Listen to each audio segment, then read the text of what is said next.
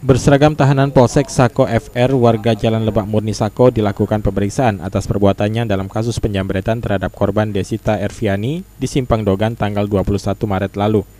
FR melakukan aksinya sendirian. FR awalnya berkeliling mengendarai motor untuk mencari mangsa. Lalu saat melihat korban melintas, FR pun langsung melancarkan aksinya dengan mengambil tas korban yang tergantung di tengah motor. Namun sialnya aksi tersebut gagal dilakukan. Motor FR terjatuh karena berserempetan dengan motor korban, hingga FR pun langsung ditangkap oleh warga dan diamankan oleh Polsek Sako.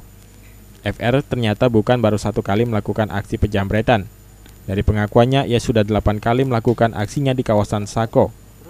Masanya Berapa kali lah nyambret? 8 kali? Berapa banyak? Apa be hasil 8 kali? HP kalau Di mana be? di camat.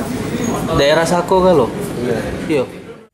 Dengan tertangkapnya FR, polisi menghimbau kepada warga agar mengadu ke Polsek Sako, karena hingga saat ini jumlah pengaduan atas saksi yang dilakukan FR hanya ada 2 laporan. Diamankannya tersangka ini gimana Bang? Ya, jadi diamankan TSK ini dari informasi warga karena kita ada UKL di tempat-tempat yang rawan.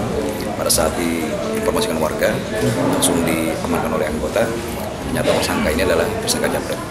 8 TKP itu gimana Pak? Ini sedang kita dalami. Jadi dari pengakuan tersangka dia sudah 8 tempat di seputaran Sako ini dari tahun 2015 melakukan jambret dan ada diduga temannya. Ini sedang kita dalami, mudah-mudahan bisa kita ungkap. Febriandi, PAL TV. Yang sudah masuk ke kita 2 LP.